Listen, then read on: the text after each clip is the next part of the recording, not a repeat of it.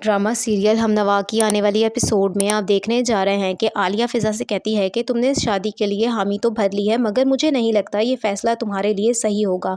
मैं जानती हूँ तुम अकरम से बेहद मोहब्बत करती हो, तुम्हारे लिए उसके बिना ज़िंदगी गुजारना बहुत ज़्यादा मुश्किल होगा। इस वक्त तुम्हारा झगड़ा हुआ है, इसी वजह से तुमने बहुत जल्दी फ़ैसला कर लिया है। अपनी ज़िंदगी के बारे में सोच समझ कर फ़ैसला करो, इस तरह जल्दबाजी में कोई फ़ैसला मत लो। तो ये सुनते साथ ही फ़िज़ा कहती है कि मैंने जो भी फ़ैसला किया है बहुत सोच समझ कर किया है, मैंने ये फ़ैसला जल्दबाजी में नहीं किया, तुम गलत समझ रही हो।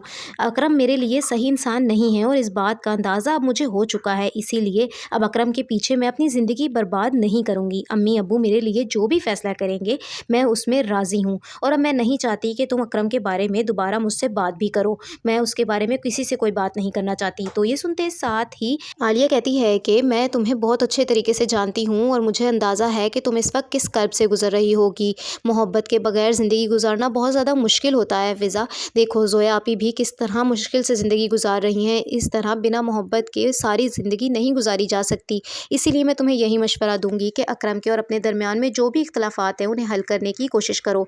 तो ये सुनते साथ ही फ़िज़ा कहती है कि मेरे और अकरम के दरमियान में जो कुछ भी था वो ख़त्म हो गया है और मैं नहीं चाहती कि बार बार इस बारे में बात भी की जाए।